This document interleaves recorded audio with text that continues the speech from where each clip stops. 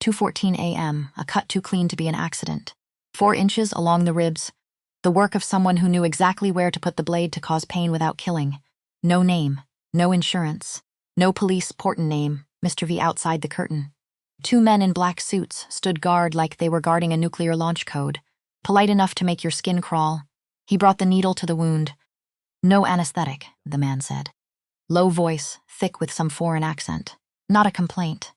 A fact, 19 stitches, not a single sound. The smell hits you first. Always does, antiseptic. Old coffee. Something metallic underneath both of those that no amount of industrial cleaning solution ever fully covers. Cole Merritt had been breathing this particular combination of smells for 11 years. 3 as a paramedic. 2 trying to finish medical school. 6 as a night shift ear nurse at Mercy General. He didn't notice it anymore. That was either a sign of adaptation or a sign of something worse. He hadn't decided which. The clock above the nurse's station read 2:14 a.m. His shift had started at 10 p.m. the previous morning, which made this hour 16, which made the coffee in his hand not optional but biological, which made the slight tremor in his left hand not concerning but expected. Expected was fine. Expected he could work with. He was rinsing that hand under the sink, the left one. Always the left one first.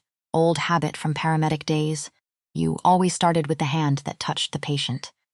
When the charge nurse slid a chart across the counter without looking up from her own paperwork, Doris. She'd been working this floor since before Cole was legally allowed to drink. She had the specific economy of motion that came from doing the same job for 30 years and learning that every unnecessary movement was energy you'd need later. Bay 4, she said. He's asking for a nurse. Won't see the doctor. Cole picked up the chart. Almost insultingly sparse for a trauma intake male. Mid to late 50s. Laceration, left lateral thorax. Possible additional injuries not yet assessed. Refused physician examination. Refused standard intake forms. Refused to provide insurance information, next of kin or legal name. In the box marked patient name, someone had written, Mr. V, that was it. That was all of it. How long has he been waiting? Cole asked. 20 minutes. Which is about 18 minutes longer than his friends were comfortable with. Friends, 2 of them. Standing outside the bay like they're guarding a nuclear launch code, Doris finally looked up. She had the particular expression of a woman who had seen everything twice and stopped being surprised by it the first time. They're very polite. Frighteningly polite. The kind of polite that makes you not want to find out what the alternative looks like. Cole looked down at the chart again. Mr. V. He finished rinsing his hands, dried them, grabbed a fresh pair of gloves from the dispenser. Anyone call security? Thought about it, Doris said. Decided against it. Why? She went back to her paperwork, because security would think about calling the police. And I've been doing this long enough to know that sometimes the best outcome is the one where everybody goes home quietly. She paused. Besides, he's bleeding. That part's real, whatever else is going on. Cole nodded, gathered his kit, walked toward Bay 4. The curtain was drawn tight. That alone was unusual. In an overcrowded ER at 2 in the morning, privacy was a luxury that got distributed based on need and available square footage, and there was never enough of either. Someone had drawn this curtain with intent. With the specific expectation that it would stay drawn, the 2 men standing outside it were exactly what Doris had described. Identical dark suits despite the August heat. Hands folded in front of them. Postures that didn't belong in a hospital. Too still, too deliberate, the kind of stillness that came from professional training rather than patience. One of them had an earpiece. The other was watching Cole approach with the focused neutrality of a man who assessed everything and showed none of it. Cole stopped in front of them. I'm the nurse for Bay 4. The one with the earpiece looked him over. Not rudely, just thoroughly. The way you'd check something before deciding whether it was suitable. Identification, the man said. Cole held up his badge.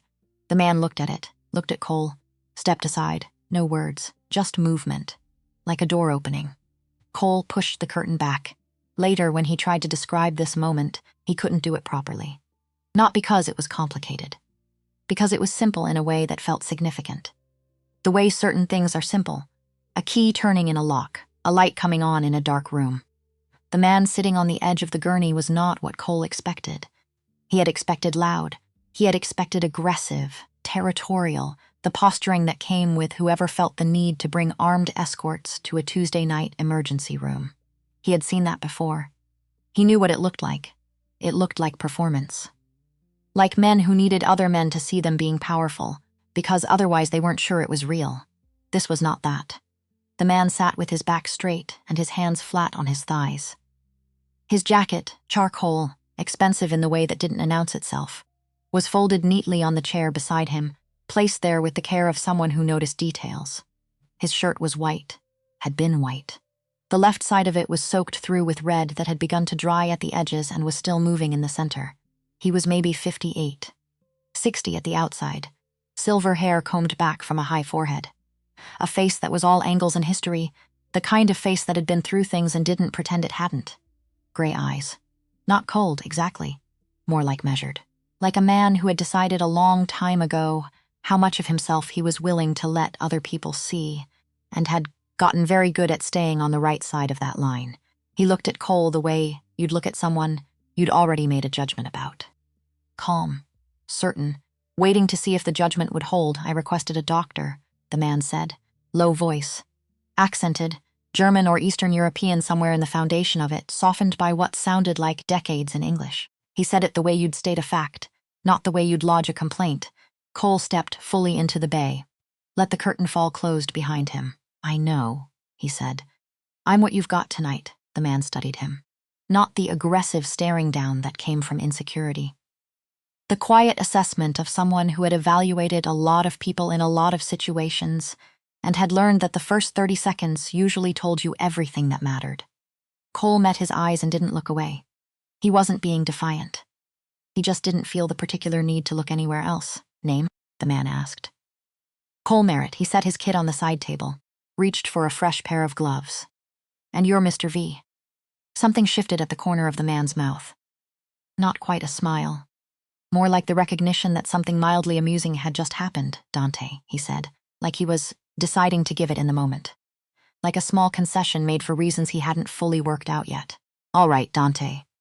Cole pulled on his gloves, snapped the second one into place. I need to see the wound. He expected resistance. Some of them gave you resistance. The tough ones, the ones who needed to demonstrate control over something, even something as small as a nurse touching their side. He'd worked enough trauma to recognize that particular brand of stubbornness. It usually came with clenched jaw and a lot of I'm fine and a blood pressure reading that told a different story. Dante didn't give him resistance. He just reached up with one hand and began unbuttoning his shirt. Methodical, patient. The other hand stayed pressed flat against his side. When he got to the third button, his hand slowed slightly. Not a flinch. Just a fractional hesitation that someone who wasn't paying attention would have missed. Cole was paying attention. Let me, he said. He finished the buttons himself. Peeled the fabric back carefully where blood had begun to stick to skin. It came away with the particular resistance of dried blood, and Cole worked slowly, methodically, not pulling, letting the saline-soaked gauze loosen it first. The wound was a clean slice. 4 inches, maybe slightly more, running along the left lateral ribs, deep enough to need stitching, not deep enough for surgery if there was no internal involvement. The edges were clean and precise, in a way that made Cole's hands slow for just a fraction of a second. Not the ragged tear of a bar fight. Not the shallow wound of someone who'd grabbed a knife in a panic.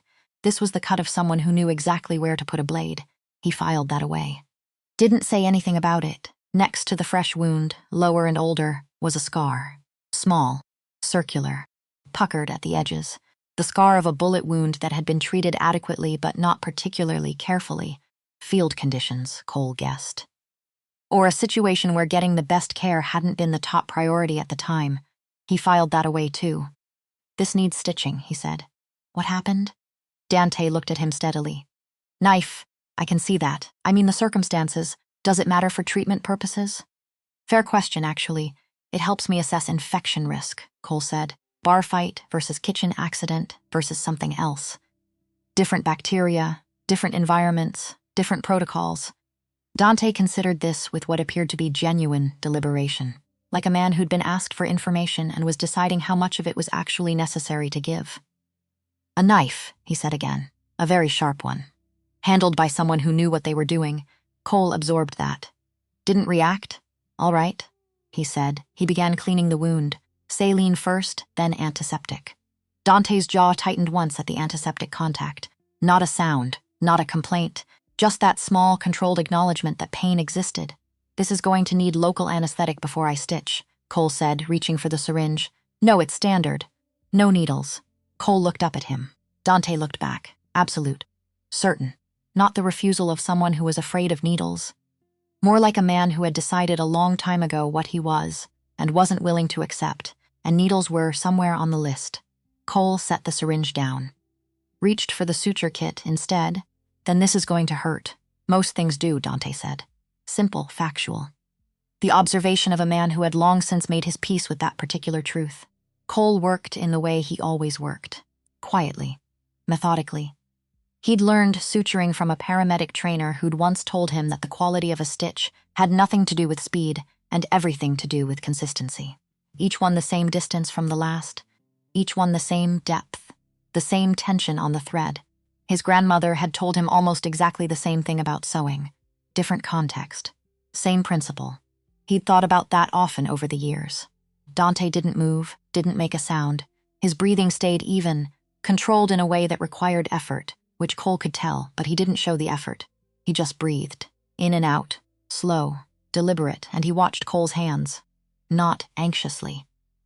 Not the watching of someone who couldn't stand, not knowing what was being done to their body. More like the watching of someone who was genuinely interested in the craft of it.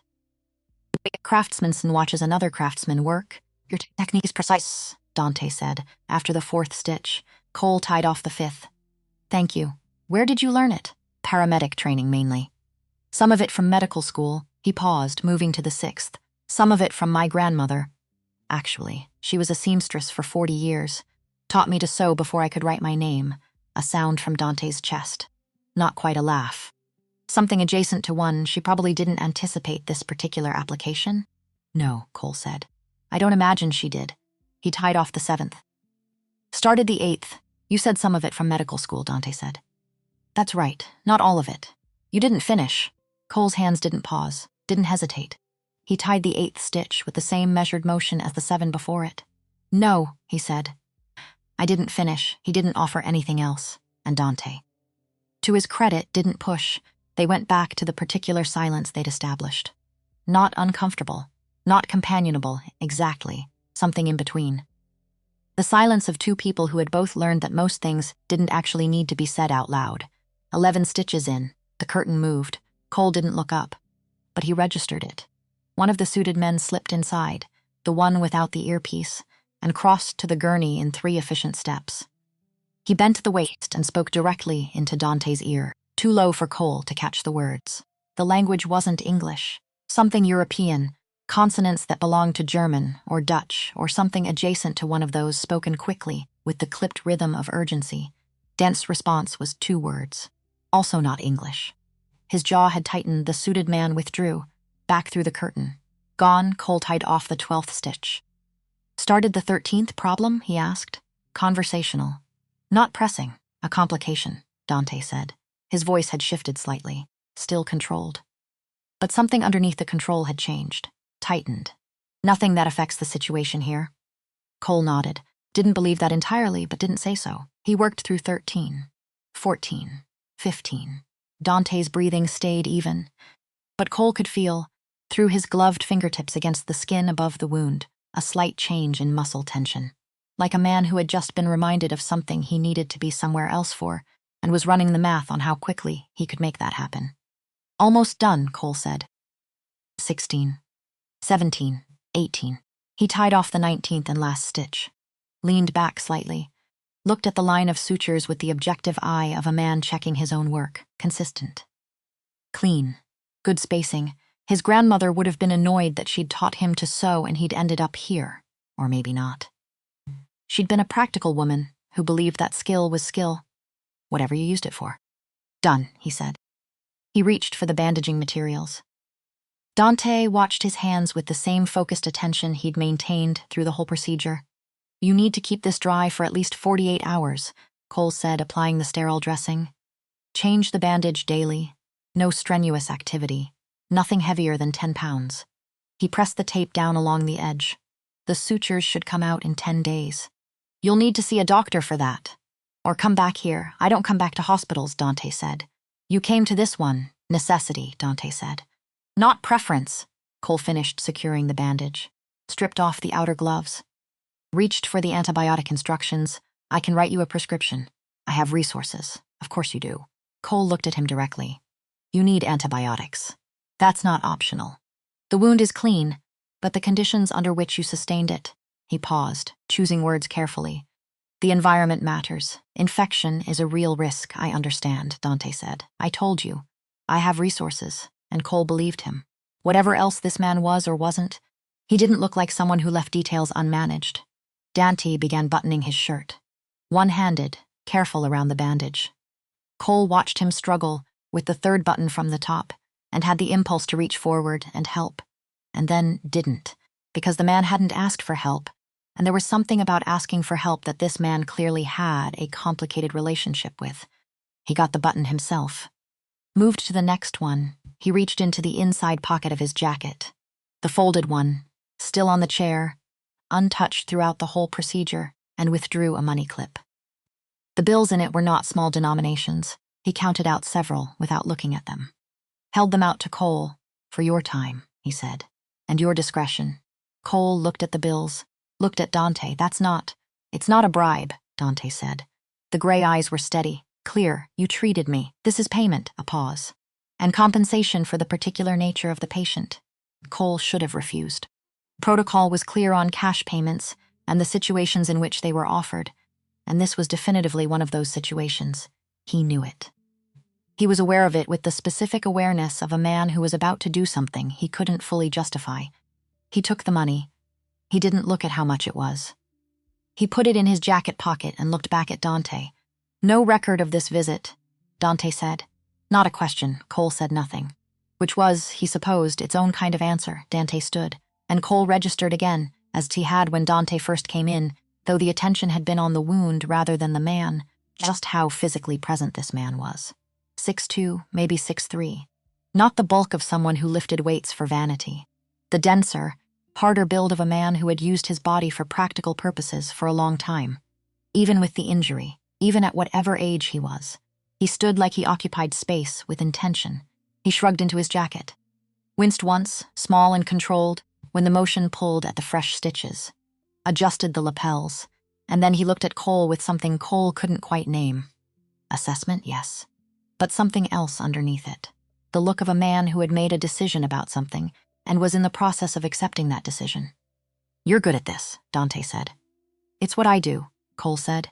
Yes, something almost thoughtful in his tone. It is. He moved toward the curtain, stopped with his hand on it. Didn't turn around, Cole Merritt, he said. Like he was storing the name somewhere specific, and then he was gone. The curtain swung closed behind him. The two suited men fell in on either side as he passed. Cole could hear the coordinated movement, the quality of their footsteps as they moved down the corridor, and then the sound faded and the bay was empty, and Cole was alone with the bloody gauze and the used suture kit and a pocket full of money he hadn't counted yet. He stood there for a moment, looked at the curtain. Then he turned back to the supply cart and began breaking down his kit with the same methodical attention he'd given the procedure itself. Each piece in its proper disposal container, each surface wiped down, hands re-washed. He washed the left one first, like always. He counted the money in the parking garage, in the yellow-green light of the third level. Sitting in the driver's seat of his 12-year-old Honda with the door closed, $2,400. He sat with that for a while. The amount was specific enough to feel intentional, not a round number thrown at a problem. $2,400, which was... Cole had done this math before, which told you something about where his mind went when it was idle. Exactly $14 more than his rent, plus his utilities for the month of August. He hadn't mentioned that. He hadn't mentioned anything about his financial situation, so either it was coincidence, or it wasn't coincidence, and that meant something else was happening here that he didn't have full visibility on. He should put it back. He should have put it back the moment it was offered. Instead, he folded it, put it in the inside pocket of his jacket. Started the car. The SUVs showed up at the first intersection.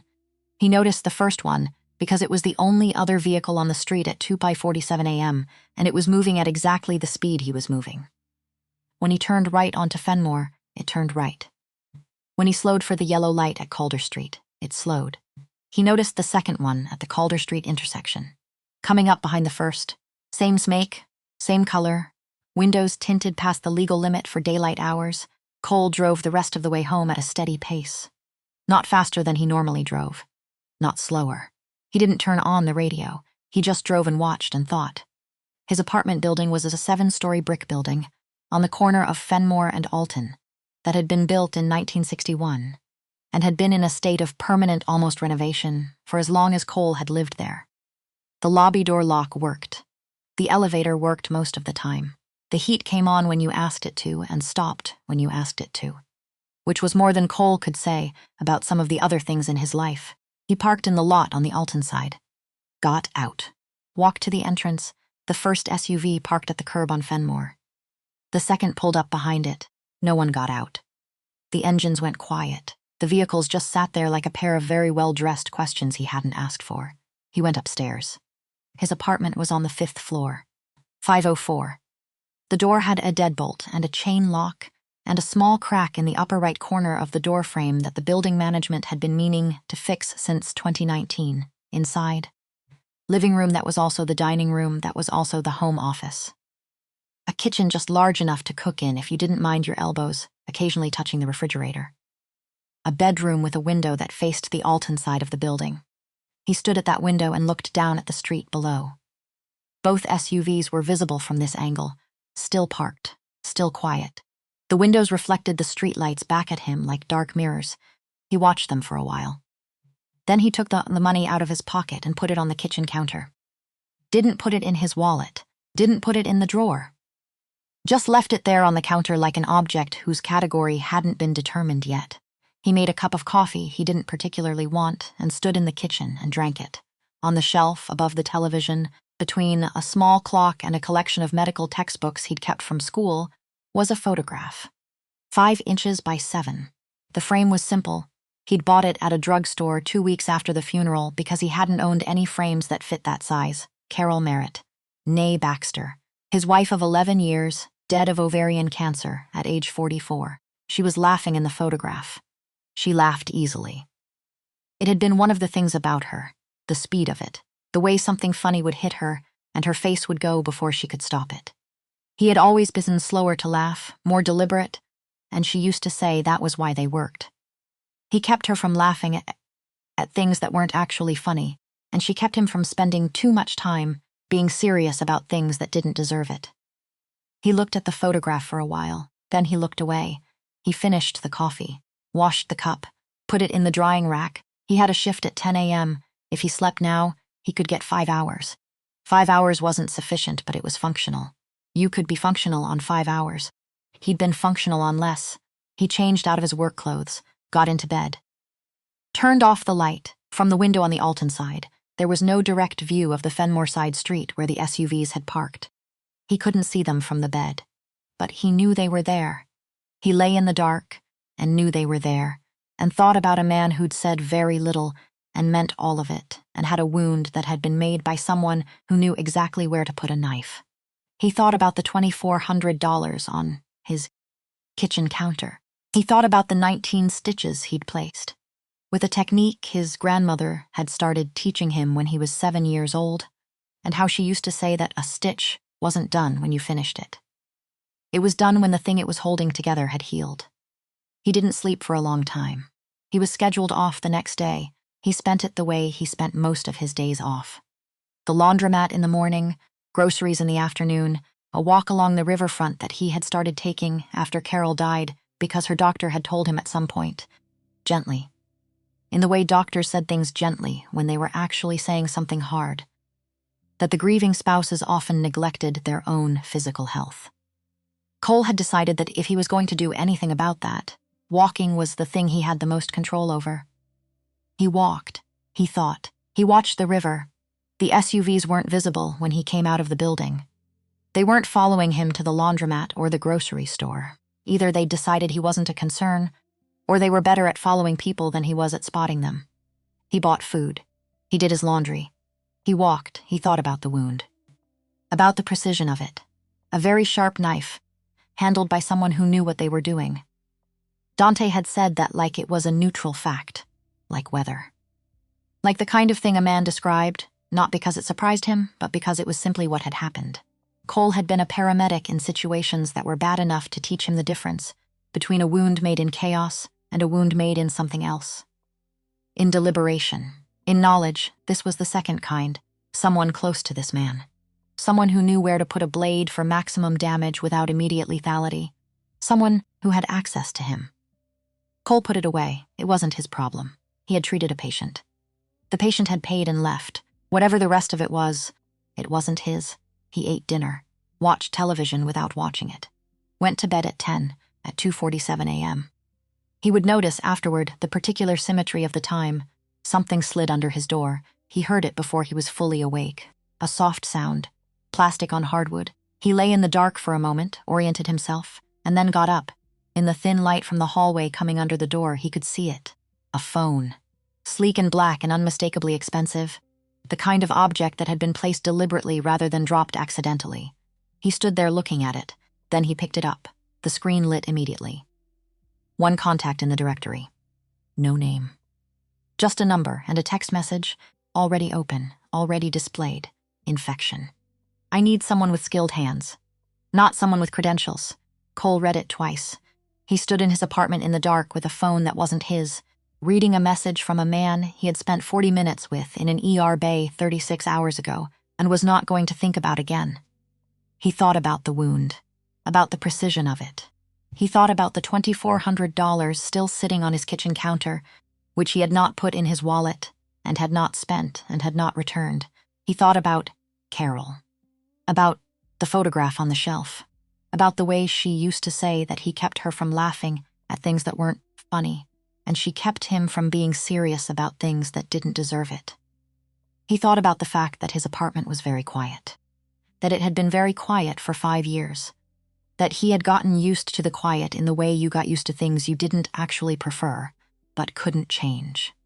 He looked at the message again. 43 minutes passed. He knew because he watched the clock on the kitchen microwave. He made coffee that he started and then let go cold.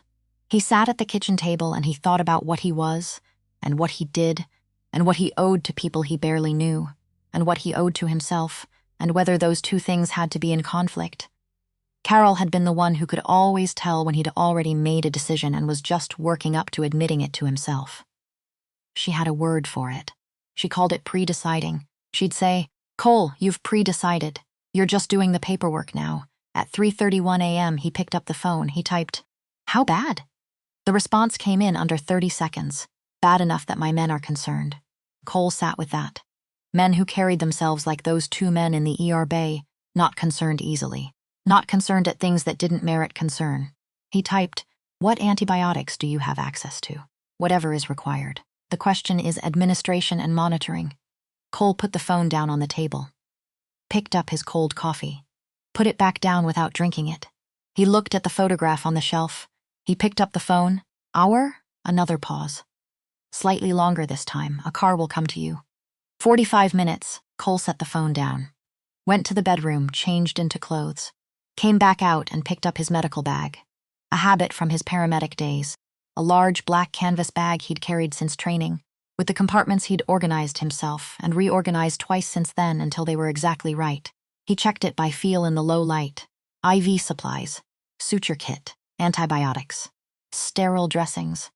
Celine, he shouldered the bag, stood in the apartment for a moment, looked at the $2,400 on the kitchen counter. Still there, still uncategorized, still sitting like a question he hadn't answered. He left it there, went downstairs. The car arrived in 43 minutes, which was either precise scheduling or a man who had calculated the drive time from his location to Cole's building and given a conservative estimate. Cole was starting to think it was the second one. The vehicle was a black SUV, not the ones from 2 nights ago, or at least not identical ones, though they were similar enough that it didn't matter, and the man who opened the rear door for him was not the one with the earpiece or the one without it. New face. "Same general quality of presence, Mr. Merritt," the man said. Cole got in. The rear seat was dark leather, Climate controlled to exactly the right temperature. The kind of vehicle that didn't announce its expense but was expensive in every material and every mechanism. There were no interior door handles on the passenger side. Cole noticed that, before he could say anything about it, a fold of dark cloth appeared from the front seat. Offered back to him by the driver, a blindfold. He looked at it, security protocol. The man beside him said, even, professional. Genuinely apologetic in a technical sense. Not sorry it was happening, but acknowledging that it was a thing to have an opinion about. Mr. Voss's location is confidential. That wasn't mentioned? No, the man said. It wasn't. I apologize for that. He held the blindfold steady. Patient. Cole looked at the cloth. Looked at the man. Looked at the door without an interior handle. Here was the thing about pre-deciding. Once you were in the car, you had already pre-decided. The paperwork was just the blindfold. He took it. Put it on himself. Tied it behind his head with the same measured motion he used for everything. The car moved. He counted turns. It was a paramedic habit. Situational awareness, location tracking, the instinct to always know where you were and which direction you'd come from. 11 years of that habit didn't stop because you put a piece of cloth over your eyes. Right out of his building's lot. 3 blocks straight. Left turn. 2 blocks. Right turn. Highway entrance ramp. He could tell by the sound of the road surface changing, the speed increasing. 22 minutes on the highway, steady pace. Exit. 2 more turns. Then a surface that shifted from asphalt to something smoother. A private drive, he thought. Long and slightly curved. The car stopped. The blindfold was removed. Cole blinked against the sudden intrusion of landscape. They were in a circular drive before a house that had no business being the thing he'd been taken to at 4 a.m. by a man with a knife wound and a money clip. Large without being ostentatious. Clean modernist lines, dark stone and glass. Mature trees arranged around it, with the particular care of professional landscaping done to look natural. A fountain in the center of the drive. Lights glowing warm behind floor-to-ceiling windows on the 2nd story. On the far side of the property, where the landscape opened up, Cole could see the edge of what looked like a private lake. The surface of it black and still in the pre-dawn dark, patrolled the perimeter. 6 of them visible from where he sat. Almost certainly more that weren't. The car door opened, Cole got out. Shouldered his bag. Looked at the house. This way, Mr. Merritt, the driver said. He went inside. The interior was expensive in a way that had taste behind it, rather than just money. Art on the walls that Cole didn't know how to evaluate, but knew was real. Floors that were polished concrete and dark wood in alternating sections. A staircase that curved up to the 2nd floor, like something designed by someone who understood that a staircase was more than a staircase. He was led upstairs, down a corridor. To a set of double doors, inside, a bedroom as large as his apartment. Gray linen on the bed, floor-to-ceiling windows on the far wall showing the lake in the dark below. A fireplace along one wall with a fire that had been burning for hours, and there, propped against pillows on the bed, was Dante Voss. He looked significantly worse than he had in the ER bay. The healthy olive tone of his skin had gone ashen. His hair was damp at the temples with fever sweat. Those gray eyes were fever bright. Sharper in some ways, less controlled in others. His shirt was off, the bandage Cole had applied visible against his left side, and even from the doorway, Cole could see the discoloration at the edges of it that meant exactly what he'd been afraid it meant. There were 3 men in the room when Cole entered, 2 at attention near the door, 1 older man, early 60s, silver at his temples, a face that had spent considerable time being serious, bent over Dante in conversation. He straightened when Cole came in, looked at Cole with the particular expression of a man deciding whether to be skeptical or cooperative. "You're the nurse," the older man said. His accent was thicker than Dante's. More European in its consonants. "I am." Cole moved into the room, setting his bag on the nightstand. "And you're going to need to give me some space." The man's eyebrows went up slightly. Before he could respond, "Gideon," Dante said. Quiet, conclusive. The older man, Gideon, looked at Dante. Something passed between them.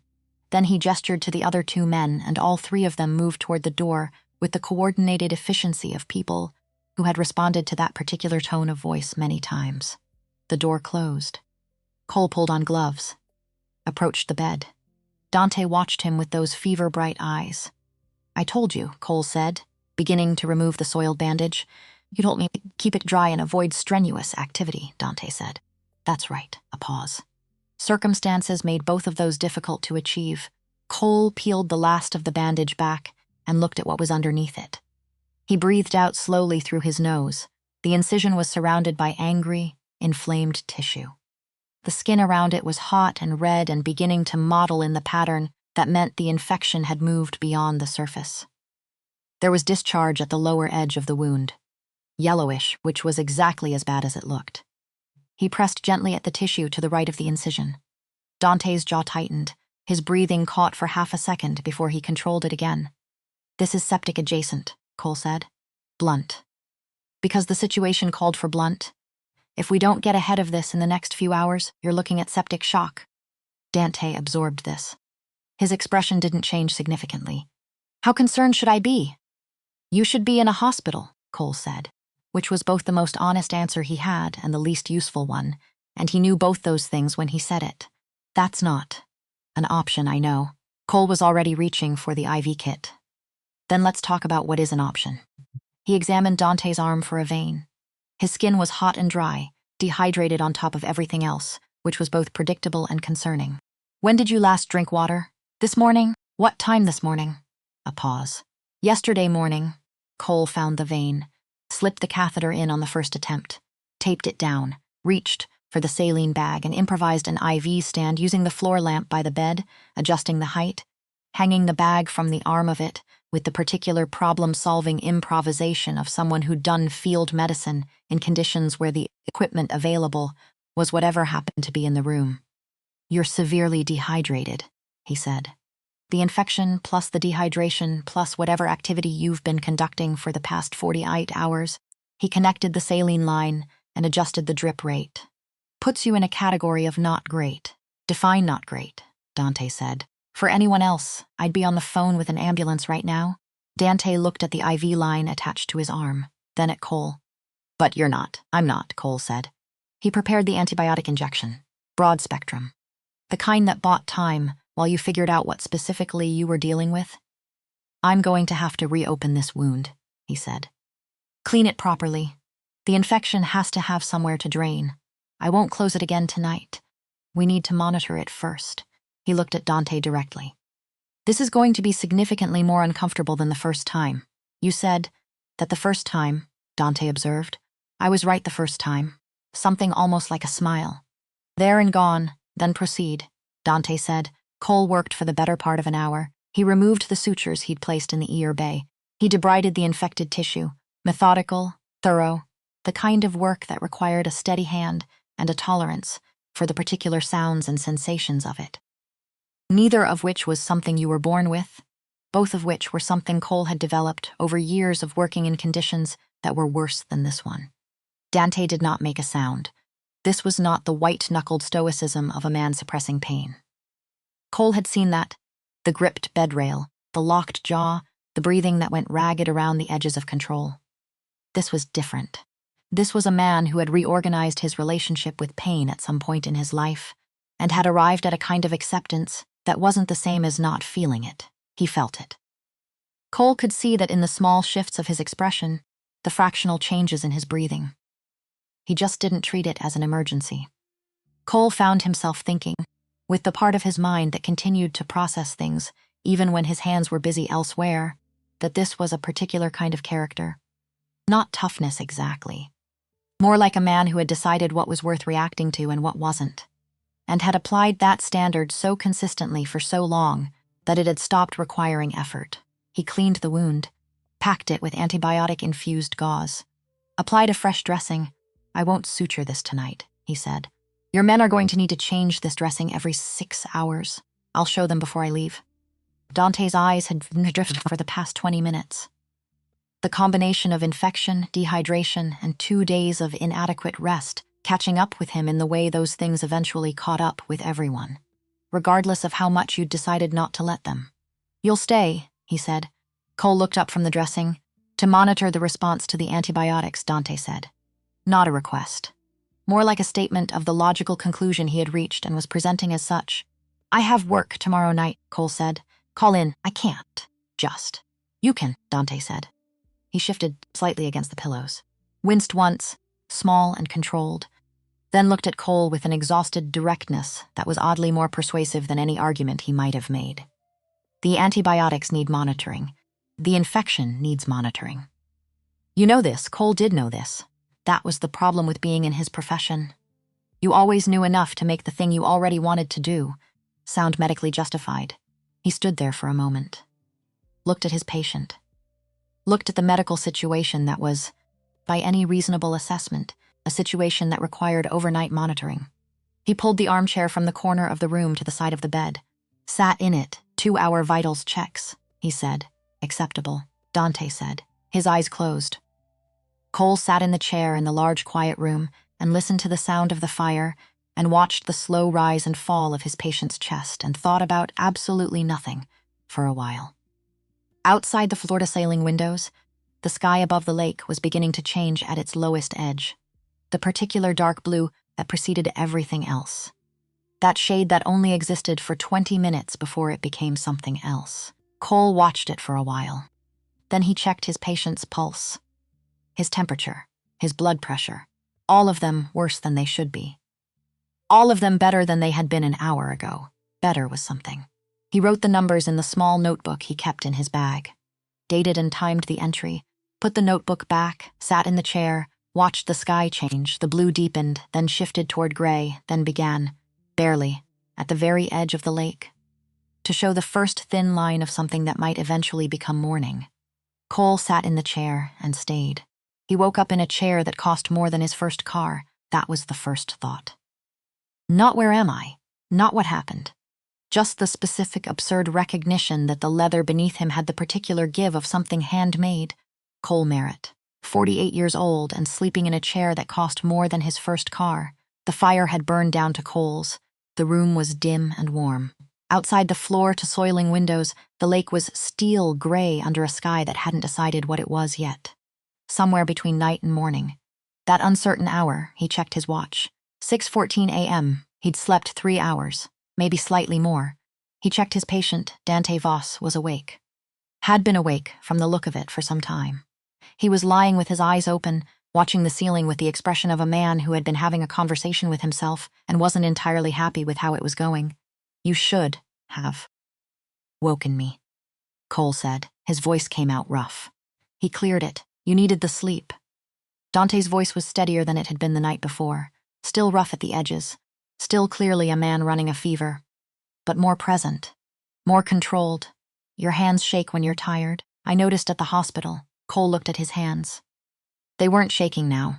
One time, he said. One time I saw, Dante said. Cole stood, stretched his neck, reached for the blood pressure cuff and the thermometer, temperature first. He held the thermometer to Dante's ear 100.4, down from 102.2 at the last reading. He wrote it in the notebook.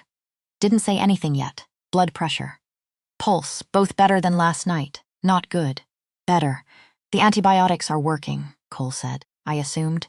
Given that I'm still alive, give it another 6 hours before you get optimistic. Cole removed the cuff, made his notes. How's the pain? Manageable, which meant significant. Cole had already learned that Dante's scale ran about 4 points lower than most people's. The dressing change took 20 minutes. The wound looked better than Cole had expected. The debridement had done its job. The antibiotic packing had drawn the worst of the infection toward the surface. Still angry, still inflamed, but moving in the right direction. He worked in the quiet. Dante watched his hands again. That particular attention. You do this the same way every time, Dante said. Yes, most people vary. Rush.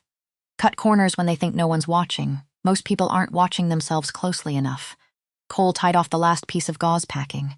My training officer used to say that consistency is the only thing you actually control. Everything else is variables. Dante was quiet for a moment. Smart man, smart woman, Cole said. 23 years as a combat medic before she started teaching, began applying the fresh outer dressing. She had a saying. She said the difference between a good medic and a great one isn't talent. It's the willingness to do the boring thing correctly every single time. Even when no one's watching, especially then. Dante looked at the ceiling. Something shifting behind his eyes that Cole couldn't read. My father had a version of that, Dante said. Quiet, almost to himself, he said. A man's character is what he does when the outcome doesn't matter to anyone else. Cole pressed the last piece of tape into place. Stepped back. Sounds like a good father, he said. Dante's jaw shifted.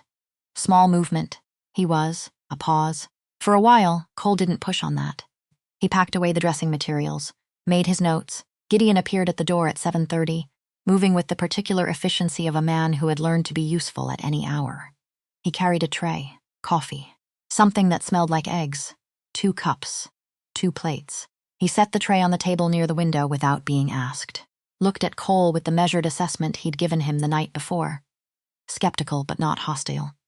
The look of a man who was reserving judgment pending additional information.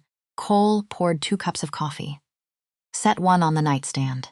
Took the other to the window and stood looking at the lake. It was fully morning now. The water had gone from steel gray to something blue-green, mist rising off it in slow columns. A dock extending into it from the far edge of the property, an empty boathouse beside it. Beautiful. Genuinely, inconveniently beautiful.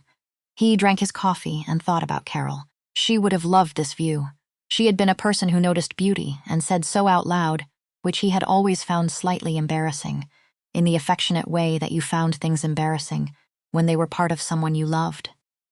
He missed that, the being slightly embarrassed by her.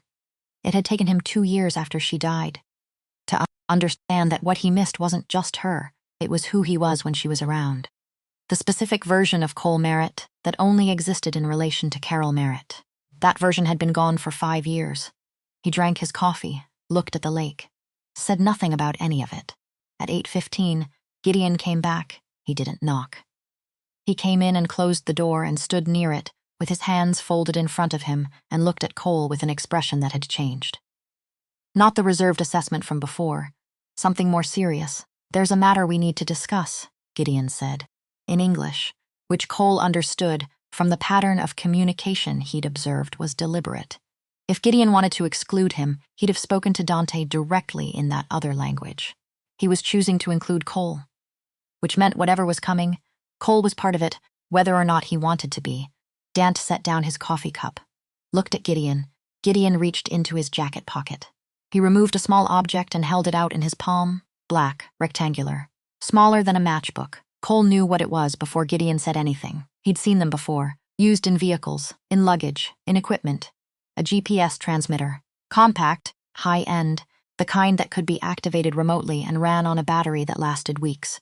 "We found it this morning," Gideon said. During routine sweep, he looked at Cole.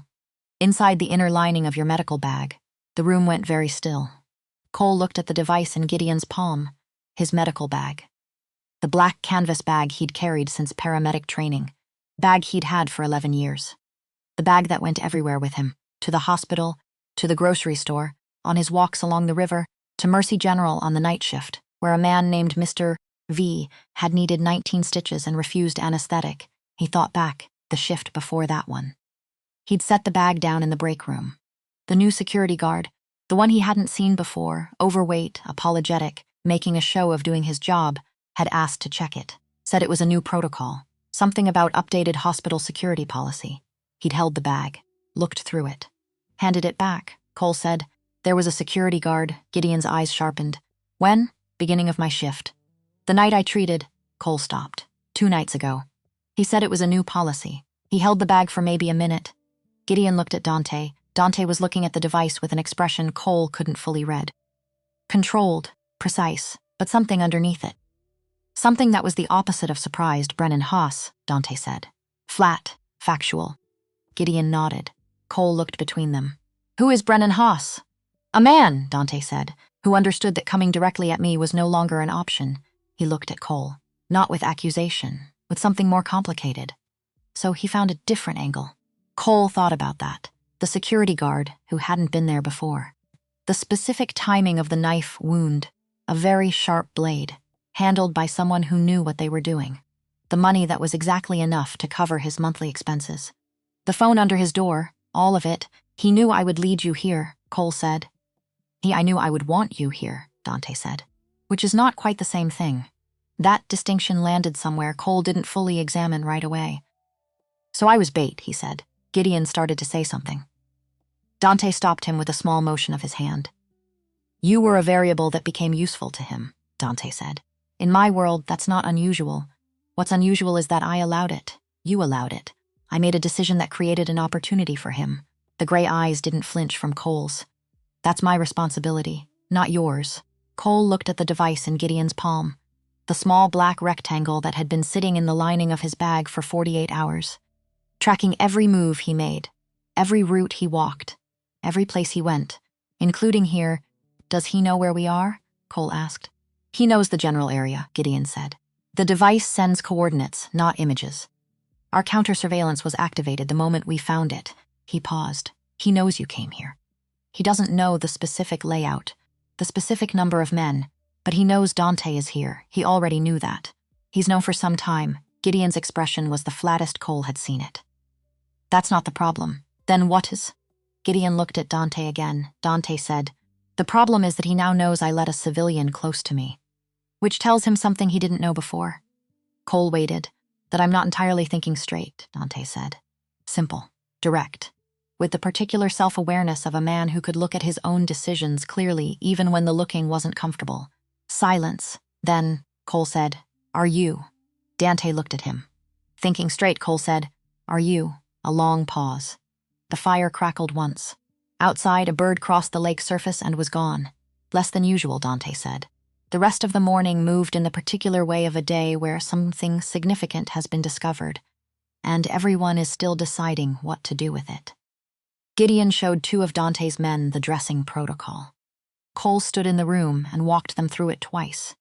Both men were attentive in the particular way of people whose job required them to retain information quickly and accurately. No questions until the second pass-through, then 2 specific, relevant ones. Cole answered them. The men nodded. Left professional, all of it. Cole had expected to feel more uncomfortable in this house than he did. He'd expected the armed men, the locked gates, the weight of what this place was and who it belonged to press on him more than it did, and it was there, the awareness of it, the specific strangeness of his presence here. He wasn't unaware, but there was something about the way this house functioned that was not comforting, exactly. More like legible. Everyone had a role, everyone performed it.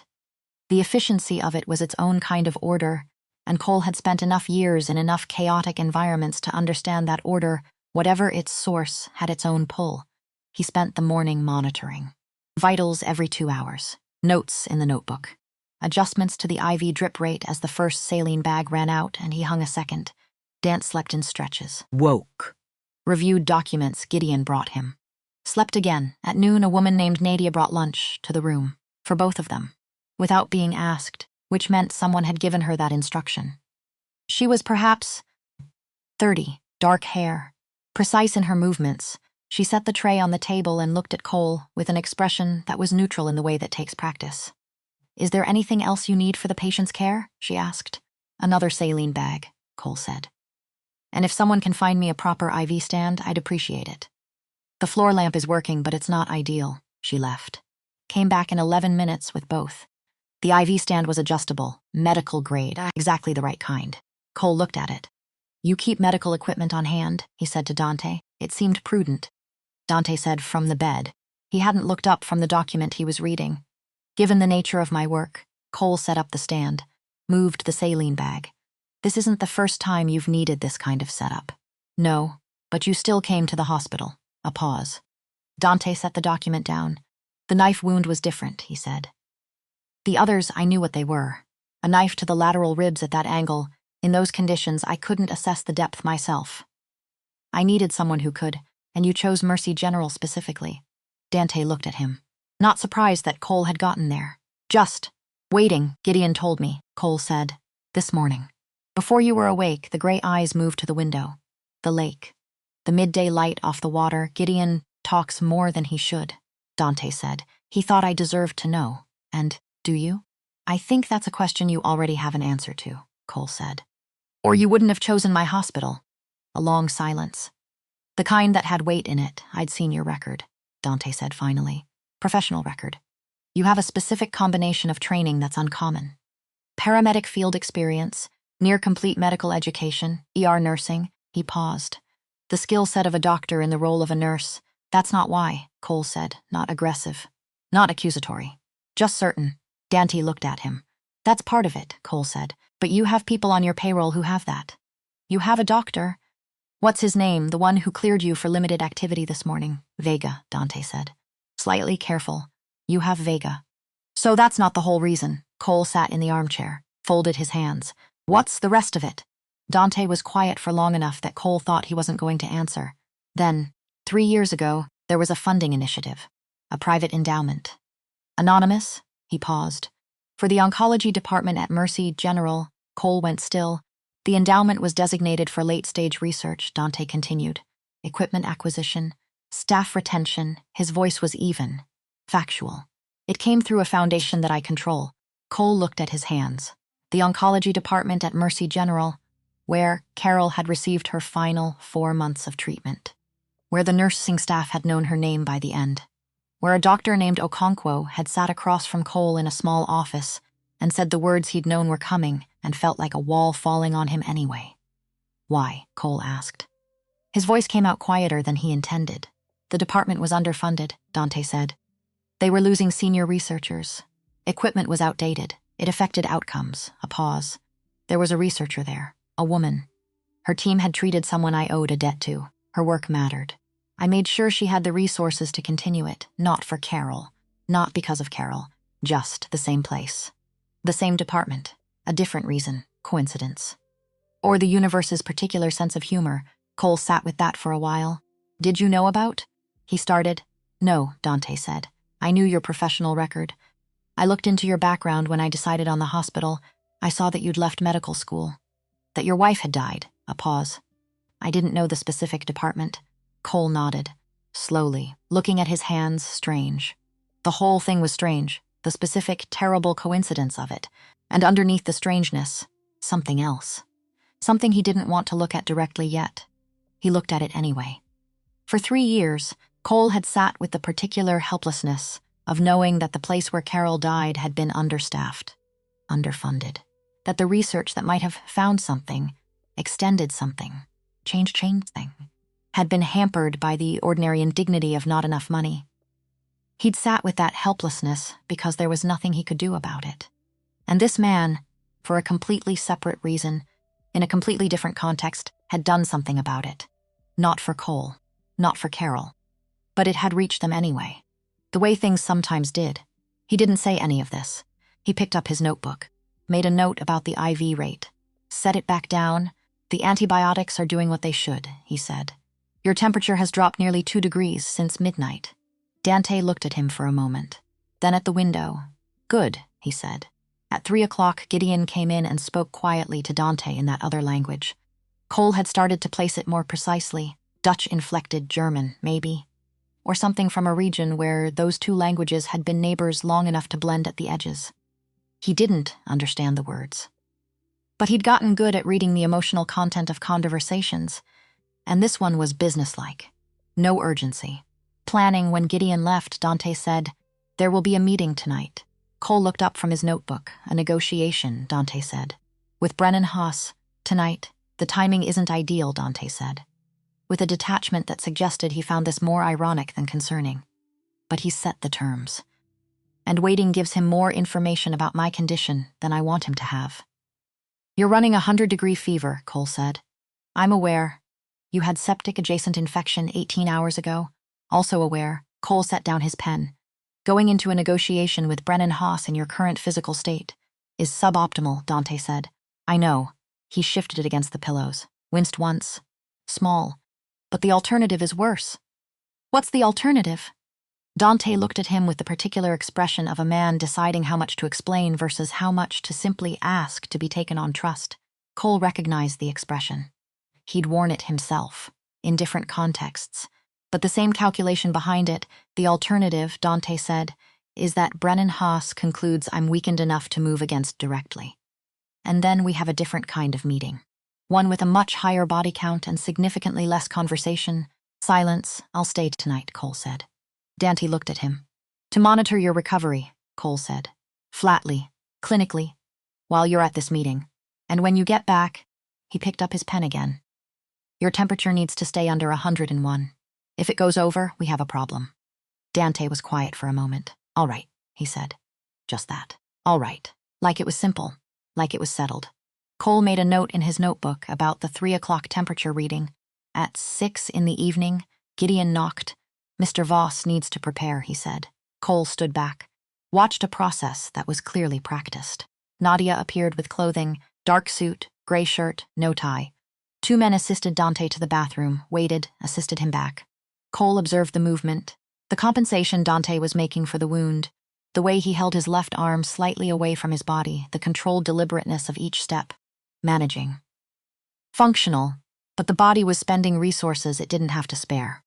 When the men stepped back, Cole moved in. He checked the dressing, pressed gently at the edges to assess integrity, made a small adjustment to the tape on the upper right corner where it had lifted slightly. "It's holding," he said. "But if you take any impact to the left side tonight, I won't. If you do, I'll manage." Cole looked at him directly. "I need you to tell me if something happens. When you get back. Don't let it go until morning." Dante's gray eyes were steady on his. "I'll tell you," he said. Cole stepped back. Dante looked at himself in the mirror on the far wall, adjusted his jacket with careful precision. The visible discomfort of it, the fraction of a second before he got the motion under control, was the only indication that anything was wrong. You would not know, looking at him from across a room. You would not know. 2 to 3 hours, Dante said. "Gideon will stay here. Anything you need," and then he walked out. Cole stood in the empty room. Listened to the sound of the motorcade assembling below, the organized movement of it, the low sound of engines. He went to the window, watched the convoy move down the private drive. 5 vehicles, black, smooth, efficient. Watched until the taillights disappeared between the trees. Gideon came back 20 minutes later. He sat in the second chair by the fireplace and looked at the fire and didn't immediately say anything. Cole was at the table with his notebook and a cup of coffee, making notes, and for a while the two of them simply occupied the same space without trying to fill it. Then Gideon said, "How long have you been a nurse?" 6 years, Cole said. Before that, paramedic, 3 years, plus medical school before the paramedic training. Gideon nodded slowly. "You gave up a great deal. I changed direction," Cole said. "It's not the same thing." Gideon looked at him with the expression of a man who didn't entirely agree, but wasn't going to argue about it. "Why nursing?" Gideon said. After everything else, Cole thought about how to answer that. "When my wife was sick," he said finally, "the people who actually kept her alive, day to day, hour to hour, were the nurses. The doctors made decisions. The nurses implemented them, stayed with her, knew her rhythms." He looked at his coffee cup. "After she died, I didn't trust myself to make decisions anymore. I didn't trust my judgment." He paused. "But I could still be the person who stayed, who knew the rhythms." Gideon was quiet for a moment. "That's a loss," he said. "It's a choice," Cole said. Gideon looked at the fire. "Salvatore's father made a choice like that," he said slowly. "After his wife died, he stepped back from certain things. Said he didn't trust his anger anymore. Said anger was a bad counselor for someone in his position." Cole waited. "It didn't save him," Gideon said. "Flat, the stepping back, the caution. In the end, it made him easier to reach." He paused. "Salvatore learned from that. He went the other direction. More anger," Cole said. "More control," Gideon said. "Which looks similar from the outside but is different in the mechanism." He looked at Cole. "He doesn't make decisions he doesn't trust. He simply trusts very few decisions." Cole thought about the wound, the precision of it, someone close, someone with access, the person who hurt him, Cole said. "It was someone inside." Gideon didn't answer immediately. "Gideon," Cole said. "That's not my information to give," Gideon said. "But yes." Gideon looked at the fire for a long moment. His jaw shifted slightly. "Yes," he said. Cole sat with that. Someone inside. Someone Dante had trusted. Someone who knew where to put a blade. And Dante had known that when he was sitting in Bay 4 at Mercy General, looking at Cole with those gray eyes. Had known and not said so. Had known and still brought Cole here. Had known and still decided, in spite of the evidence, to extend something toward a stranger, or because of the evidence. Cole wasn't sure which. "He doesn't do this," Gideon said without looking at Cole. "Quiet, bring someone in. Allow someone close that he hasn't known for years." He paused. "Since his parents died, he keeps distance, functional distance. I've watched him build it deliberately over decades." Another pause. Until now, Cole didn't respond, because what was there to say to that? At 9:30 p.m., the convoy came back. Cole heard it before he saw it, the sound of engines on the private drive, the organized movement of it. He'd been in the armchair for the past hour, half reading, half watching the lake. He stood, waited. Dant came through the door at 9:41. He moved differently from when he'd left, more careful, holding the left side with slightly more awareness. But his face was composed. Gray eyes clear behind him. Gideon. How did it go? Cole asked. Concluded, Dante said. He sat on the edge of the bed, began removing his jacket with measured movements. Haas accepted terms. What terms? Dant looked at him, then at Gideon. Gideon made a small motion with his head and left. The room settled. Dante set his jacket on the chair, started on the shirt buttons. Cole moved forward automatically, professional reflex, and finished the last two. Peeled the shirt back, checked the dressing, still intact. No seepage, no new impact damage. You included me in the terms, Cole said. Not a question. He'd figured that out an hour ago, sitting by the window. There was an understanding reached, Dante said. Regarding your safety, in exchange for what? That's a separate matter, Dante. The gray eyes came up. Steady, undefensive, shipping corridor rights along the northern route, Dante said. Territory we've held for 7 years. Haas wanted it. I'd resisted for reasons that are no longer relevant. A pause. It's a significant concession. Cole stood there, the weight of that, a 7-year territorial concession. For a nurse he'd met 3 days ago. A nurse who had not asked to be part of any of this. Who had shown up in Bay 4 because Doris had slid a chart across the counter and said he was up. You didn't have to do that, Cole said. Yes, Dante said. I did, flat, certain. The same quality in his voice as when he'd said no needles in the ER bay. Like a decision that had been made and filed and was no longer open for review, Cole looked at him for a long moment. This man. This complicated, controlled, feverish man who had given up 7 years of territory without blinking for someone who had told him once that his medical bag was not a bargaining chip. The wound looks good, Cole said. Because the medical assessment was the thing he had that was concrete and useful and didn't require him to know what to do with everything else. Temperature's been holding below 101 for the past 4 hours. The infection is retreating, Dante nodded. You need more sleep, Cole said. So do you. I'm fine in the chair. The chair, Dante said, is not good for a man your age. Cole looked at him. I'm 48, Cole said. My point stands, Dante said, with the specific dry quality of a man who knew exactly how old he was and was not interested in pretending otherwise. Something caught in Cole's chest. The ordinary human absurdity of it, lying in a bed with a serious infection, negotiating about chairs, while a concession had just been made that probably involved millions of dollars and years of careful positioning. I'll manage, Cole said.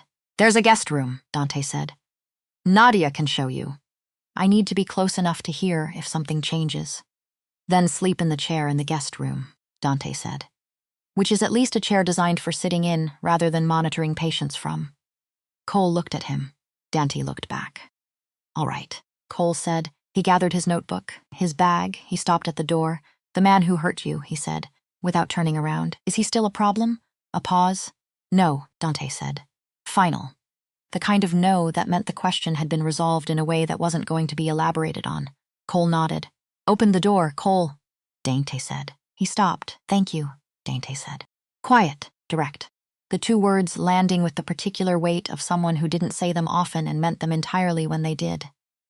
Cole didn't turn around. Get some sleep, he said. He walked down the corridor to the guest room, large and quiet. A bed that was the kind of bed you had to consciously decide not to notice. A chair by the window that was in fact designed for sitting in. He set his bag on the floor beside it, sat in the chair, looked out the window at the lake, which was dark now and still. He thought about the tracking device, about the precise cut of a blade placed by someone who had been trusted.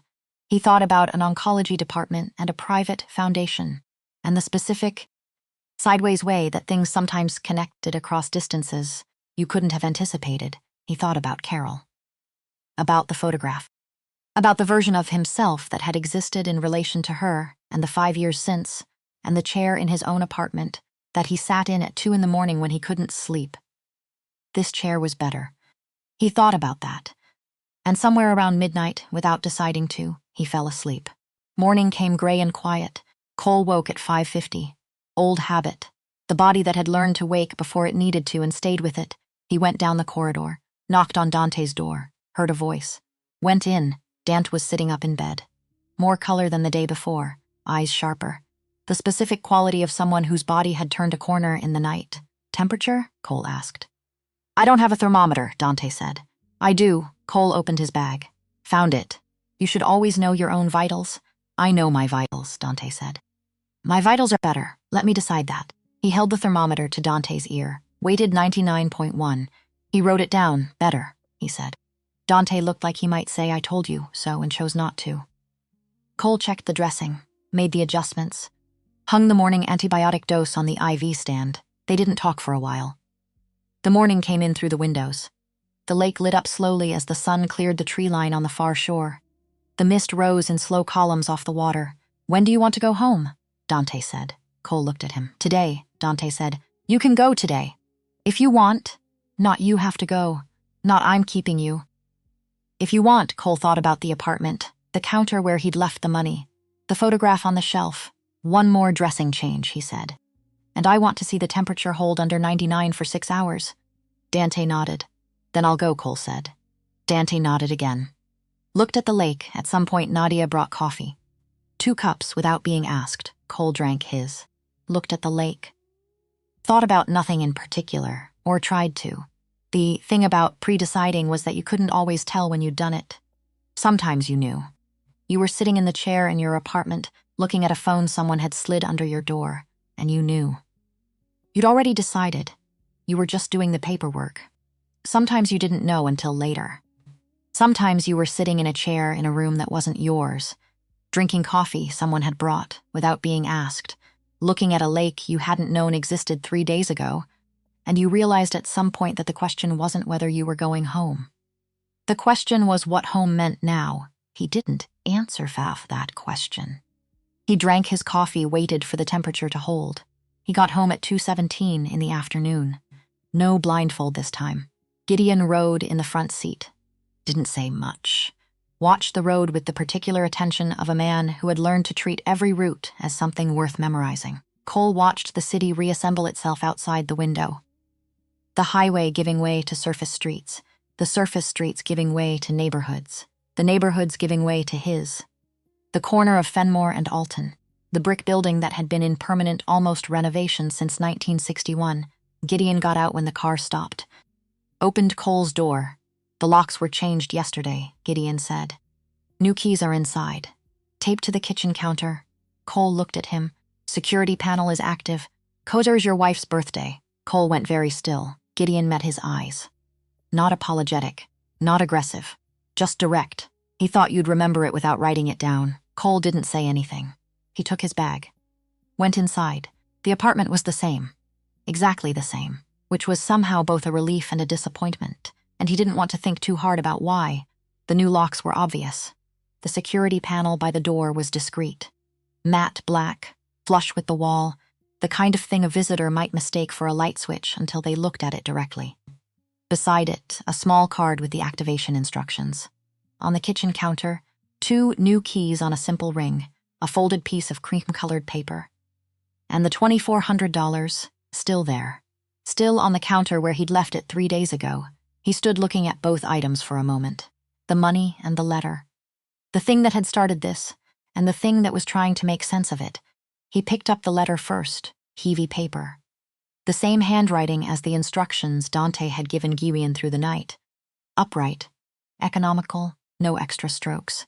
A man who wrote the way he spoke.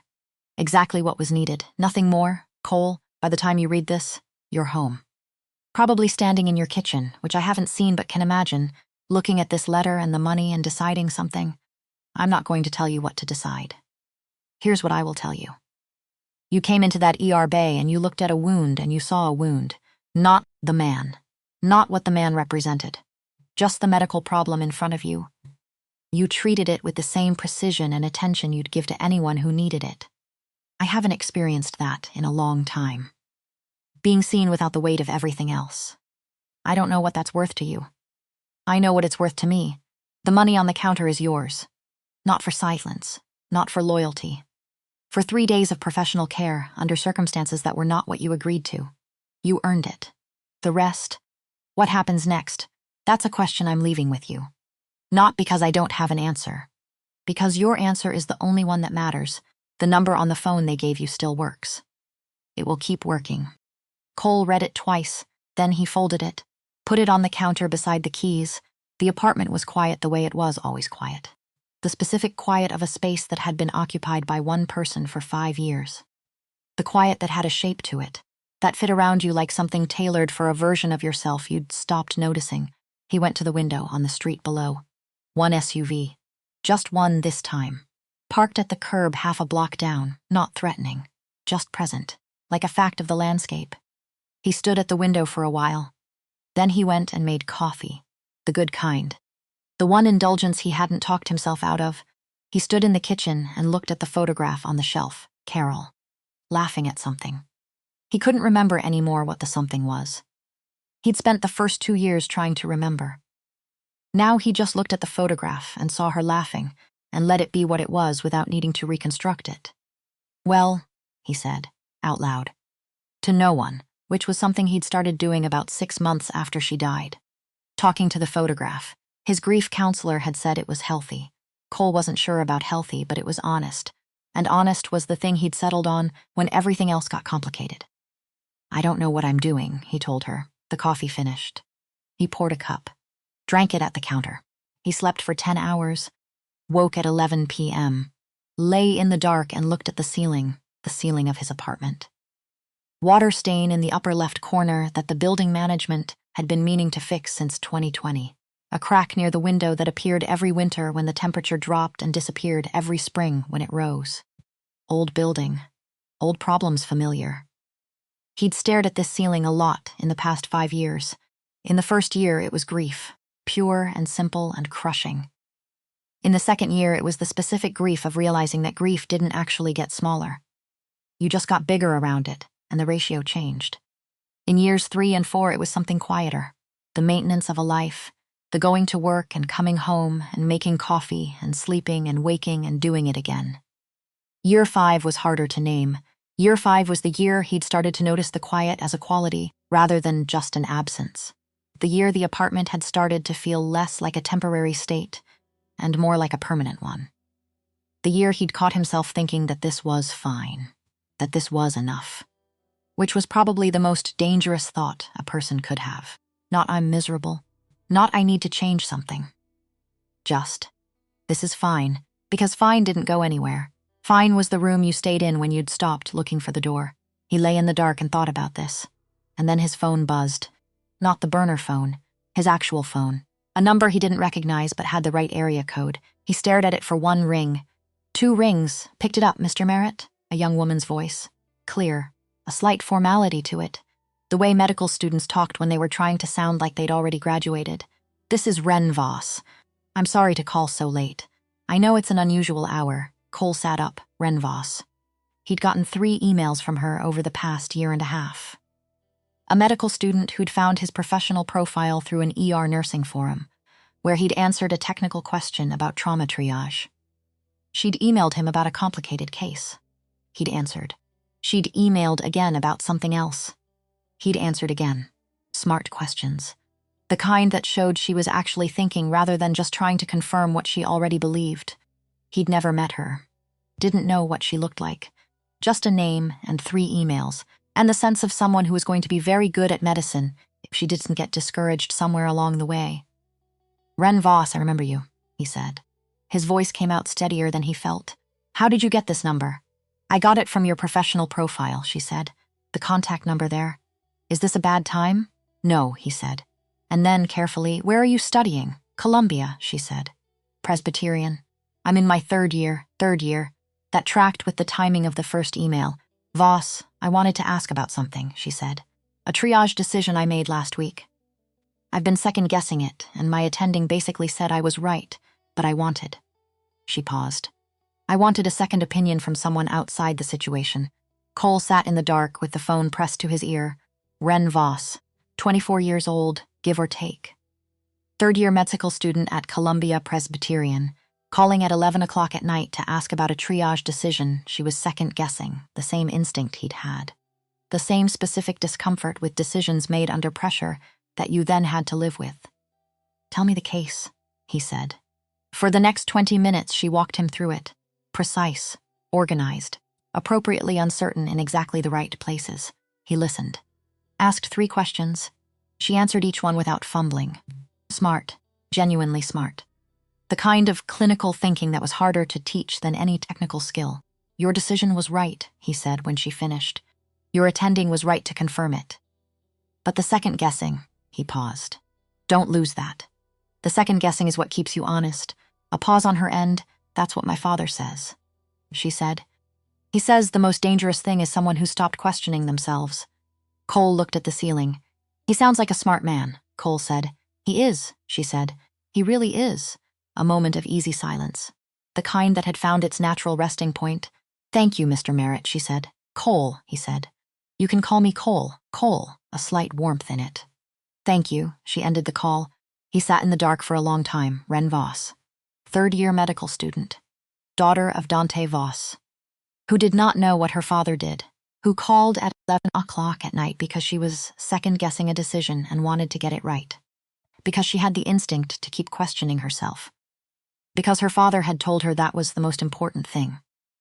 Who had, in some indirect sideways, impossible to have predicted way, ended up seeking counsel from the same nurse her father had chosen, for reasons that were also indirect and sideways, and impossible to have predicted. The universe's particular sense of humor. Cole was beginning to think the universe was funnier than he'd given it credit for. He lay back down. Did not immediately sleep. But the ceiling looked different somehow. The water stain in the upper left corner the same. The crack near the window the same. And yet, he lay there and watched the dark and thought about fathers who told their daughters that the most dangerous thing was someone who had stopped questioning themselves. And about daughters who called strangers at 11 o'clock at night because they took that seriously. And about the specific, sideways grace of things that reach you from directions you never saw coming. 3 days passed. He went back to work. Night shift at Mercy General.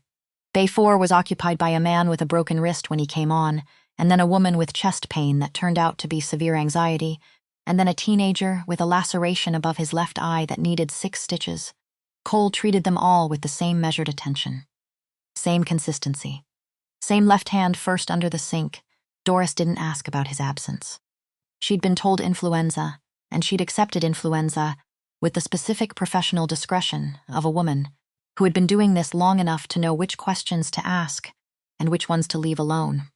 On the 3rd day back, during a lull between patients, Cole was sitting at the nurse's station doing paperwork when he noticed the corner of a document on the desk in front of him, not his paperwork. Something left by the previous shift, a fundraising flyer for a hospital equipment drive, and in the corner, a small logo, a stylized V inside a circle. He looked at it for a moment, the same logo. Not identical, slightly different color, slightly different proportion, but the same family of design. The kind of thing a corporation used across its subsidiaries with minor variations. He put it down. Went back to his paperwork, didn't say anything about it. On the 5th day, he got a call from the hospital's administrative office. A formal call. Tone careful. The kind of careful that meant someone was reading from a script or had thought very hard about how to phrase something. There had been a complaint filed regarding a patient interaction approximately 2 weeks prior. A suggestion, unspecified, vague, of professional conduct that warranted review. His credentials and patient records for the relevant period were being requested for examination. Cole sat in the chair in the administrative office and listened. He knew exactly what this was. He knew who had filed it. He hadn't been surprised when Gideon had told him that Brennan Haas had accepted terms.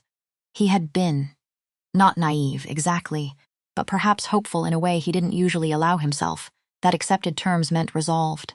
That negotiation had an endpoint, but this was how a man like Brennan Haas operated.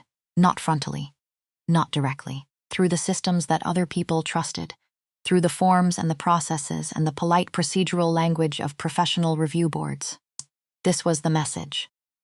You can take my shipping corridor, but I can take his license. Cole sat in the chair and listened to the administrative officer, read the relevant policy language, and thought about what this meant. His nursing license. The thing that had remained after everything else. The thing he'd held on to not because it was what he'd planned for himself, but because it was what he had. Because it was the last form of the thing he'd gone into medicine to be. The last version of useful that he could claim with any honesty. If that went, he didn't finish that thought. He thanked the administrative officer, said he'd cooperate fully with any review, walked back to the floor, did his shift, went home. The letter was under his door when he got there, not slid, placed. Someone had folded it in half and pushed it through the gap with the care of someone who wanted it to be found immediately and not stepped on. His name on the outside. Same handwriting. He picked it up, opened it standing in the hallway. I know about the complaint. It's being handled. Give it 48 hours. Below this line is something else. You don't have to read it. Write it anyway. Cole looked at the line drawn across the page. Thin, deliberate, a genuine offer of a stopping point. He read past it. When my wife died, when I was 17 and the men came and she died on the stairs. There was a doctor, a man from the neighborhood. He came afterward, when the police were done and the bodies had been taken. He didn't know us well. He wasn't our doctor. He came because a boy was standing alone in a house where his parents had died and he thought someone should be there. He didn't say much. He checked my injuries. I had been hit in the struggle. He cleaned a cut above my eye. He sat in the kitchen until morning. I never found out why he came. He never told me. He died 3 years later of a heart attack and I never had the chance to ask. I've thought about him many times over the years. About what it costs a person to walk into a situation that has nothing to do with them and stay anyway. About what kind of person does that. I think I know now. DeKeel stood in the hallway for a long time. Then he went inside, made coffee, sat at the kitchen table, looked at the letter, looked at the photograph on the shelf, looked at the window, where the street below was quiet, dark. The SUV gone tonight, no visible security, just the street. He thought about the administrative complaint, about his license, about the specific, deliberate precision of targeting the one thing a person had left. He thought about Ren Voss, calling at 11 o'clock at night because she was second-guessing a decision and wanted to get it right, because she had the instinct to keep questioning herself, because her father had told her that was the most important thing. He thought about the cut above a 17-year-old boy's eye, a doctor who came when he didn't have to, who stayed until morning without explaining why. He thought about the oncology department, about the researcher and her team and the equipment that had been there when Carol needed it to be there, for reasons that had nothing to do with Cole and still somehow reached him. He thought about consistency, about his training officer who had said the only thing you actually controlled was doing the boring thing correctly every single time. And he thought about Carol, about the way she could tell when he'd already made a decision, about the word she had for it, pre-deciding. He was doing the paperwork again. He picked up the burner phone, still in the kitchen drawer where he'd put it when he came home. Battery still holding, he opened it. Found the one saved contact, tied. The complaint, the response came in under a minute. Already in motion. Nothing will reach your license. Cole looked at that. Typed. I'm not asking you to fix it. A pause. Then what are you asking? Cole thought about that. About what he was actually asking. About the difference between asking someone to fix something and asking someone to tell you the truth about what was happening. I'm asking if you knew he would do this. A longer pause. I anticipated it as a possibility. I should have warned you. Cole sat with that, honest. Not defensive, not an excuse. Just, yes, I should have done this differently, and I didn't. Why didn't you? The longest pause yet. Because I didn't want to give you a reason to stay away. Cole set the phone down on the table, looked at it, picked it up. That's not a good reason. No, came the response. It isn't. And yet Cole exhaled. Long, slow. The breath of a man who had been holding something for a while and had finally found a place to put it down. He typed, I need to know something. Ask the foundation. The oncology department. He stopped. Started again. Did you know about Carol when you chose Mercy General? The pause this time was different. Longer in a different way. Not calculation. Something else. No. I knew your professional record. I knew your background. I didn't know the specific department until after you were here. But you found out yes. When? The morning after you arrived. Gideon did a more thorough review. Cole looked at that. And you didn't say anything. I didn't know how. A pause. That's the honest answer. I didn't know how to tell you something like that without it sounding like manipulation. Without it changing what was already. Another pause. Without it complicating something I didn't want complicated. Cole sat at the kitchen table in the quiet apartment and read that message 3 times. A man who commanded men, who negotiated territorial concessions without blinking, who had sat with a knife wound and refused anesthetic because needles were somewhere on his list, who had written a letter about a doctor who came when he didn't have to and stayed until morning, didn't know how to say something without it sounding like manipulation, didn't want to complicate something he didn't want complicated. Human? Human. I typed, I'm going to ask you 3 things. All right. If I answer yes to all 3, I need you to answer yes to all 3. A pause. Careful. That depends on the questions. That's fair. Cole thought for a moment. Then, 1. If I come back, I keep my job, my license, my shifts at Mercy General. Nothing interferes with that. The response came quickly. Yes. 2. No more information held back because you're worried about how I'll take it. If something involves me, I'm told. A slightly longer pause. Yes. With the understanding that some things I can't give you full detail on for reasons that protect you as much as me. That's a qualifier. It's an honest qualifier. Cole thought about that. Fair, annoyingly fair, agreed, he typed. 3, he stopped. Looked at the photograph. Carol was laughing in it. At something he couldn't remember. He looked at her face, the specific joy in it, the way it reached her eyes, the way it was entirely unguarded and entirely her. And he felt the thing he always felt, which was the grief. And underneath the grief, the gratitude for having had it, and underneath the gratitude, something new, something that didn't have a name yet. He typed, 3. If I tell you I need to leave, for any reason, at any time, you let me leave. The pause this time was the longest one. Cole waited. He didn't look away from the screen, didn't fill the silence with anything, just waited that one. Dante finally typed, I will try. I cannot promise, but I will try. And I will tell you honestly when I'm struggling with it. Cole looked at that response for a long time. Not yes. Not a clean, reassuring, uncomplicated yes. I will try. And I will tell you honestly when I'm struggling with it, which was more honest than yes. More honest and more difficult and more real, he typed. That's enough. He stood up from the kitchen table, picked up his medical bag, already there, already packed, because apparently some part of him had pre-decided this several hours ago and hadn't bothered to tell the rest of him. He looked at the $2,400 on the counter. He took it, put it in his wallet. Not because it resolved anything, because it was payment for work he had done, and it was his, and letting it sit on the counter wasn't a moral position, it was just a way of not deciding. He was done not deciding. He looked at the photograph one more time. I'll be back, he said, out loud. To no one, and then, because that felt incomplete, I don't know what I'm doing, he said, but I think I'm doing it. So he picked up his bag, went to the door. The SUV was there when he stepped outside. He hadn't called for it, hadn't texted. It was just there. Parked at the curb, engine running, the driver already looking at him through the tinted window. Cole stood on the sidewalk and looked at the vehicle. Of course it was there. Of course, and he walked to it. The driver got out. Opened the rear door, Mr. Merritt. Cole looked at him. Was I being watched? The building has a security notification on the door sensor, the driver said. Matter of fact. Mr. Voss asked to be alerted when you left. And if I'd been going to the grocery store?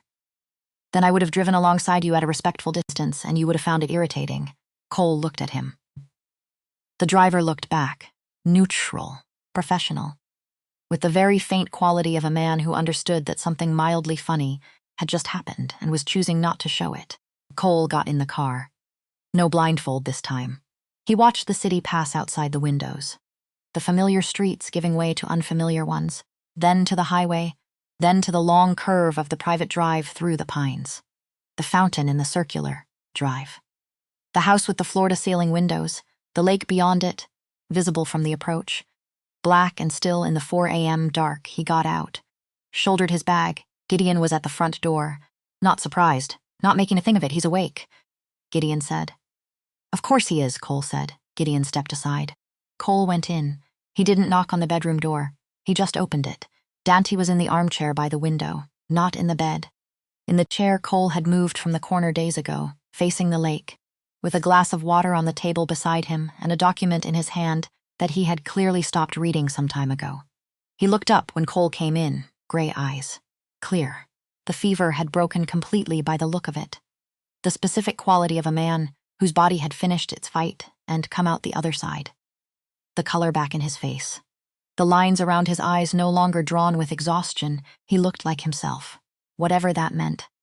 Cole was still figuring out what that was. "You came back," Dante said. "I came to check your wound," Cole said, at 4 a.m. The body's at its most vulnerable in the early hours.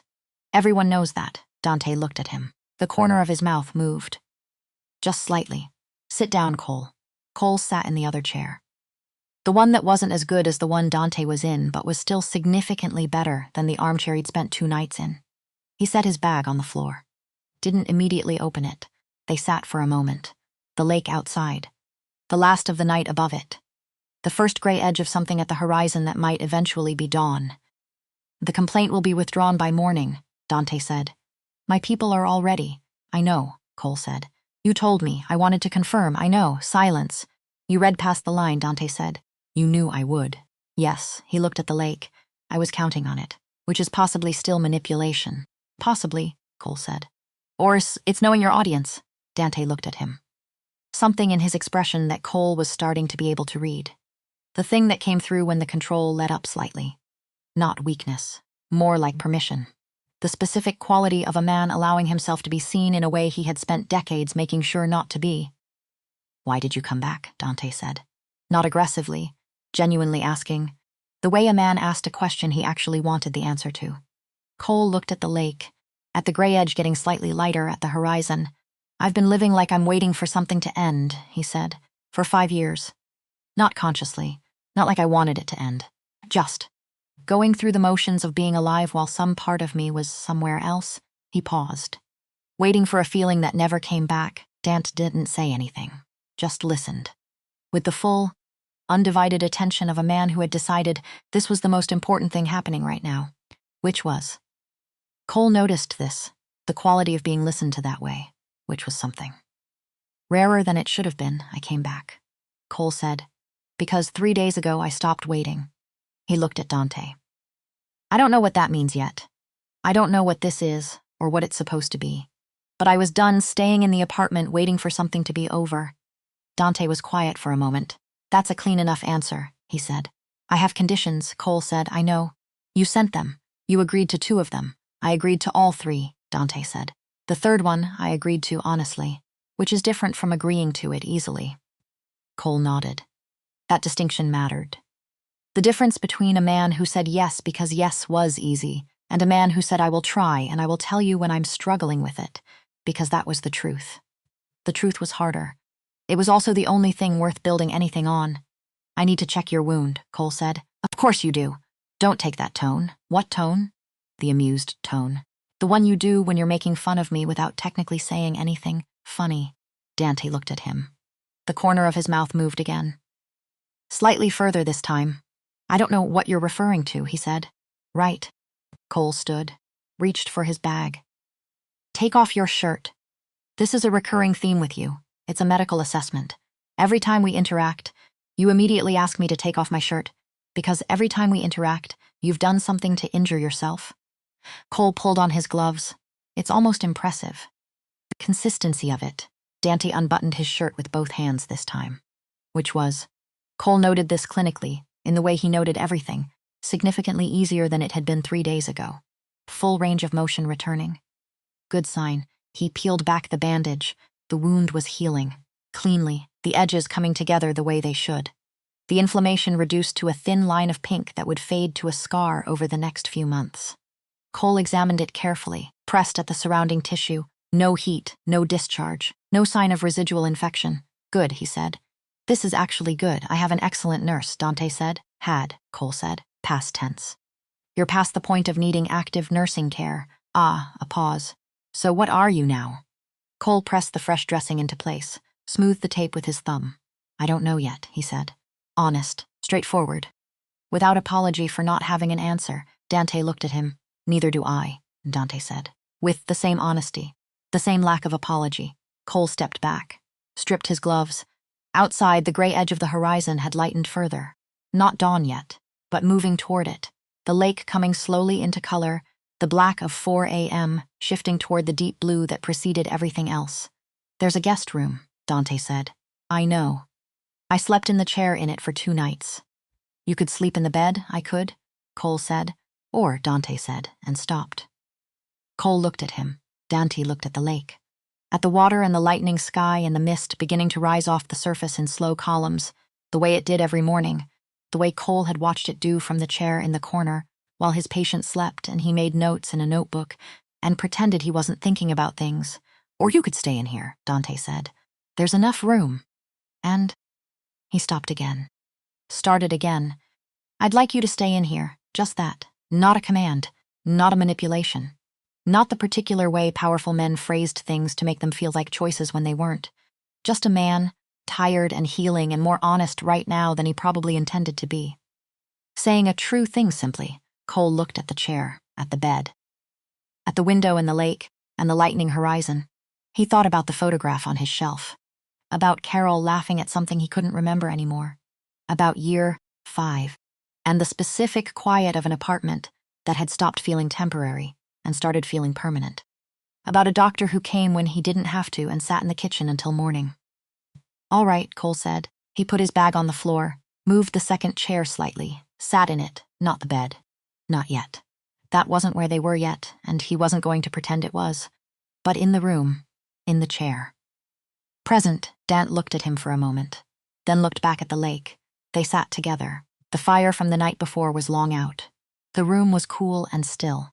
Outside, the horizon was getting lighter by degrees, the lake absorbing the new light and giving something back. Cole's hands were steady. They had been, he realized, for 3 days. He looked at them. His hands. The things his grandmother had taught him to use for one purpose, and life had redirected to another. The things that had held his wife's hand until it was cold. The things that had placed 19 stitches in a man he didn't know and come back to place more, and better, and more carefully. The things that were, in the end, the most honest part of him. Because they did what needed doing regardless of whether the rest of him had caught up yet. Consistency is the only thing you actually control. Right. Yes. He picked up his notebook. Opened it to a fresh page. Wrote the date and time and the wound assessment and the temperature he still needed to take properly when the hour was more reasonable. Gideon would come at 7. Nadia would bring coffee. The day would assemble itself the way days did. But for now, this, the window, the water, the horizon getting lighter by degrees. A man who was healing sitting in a chair 20 feet away.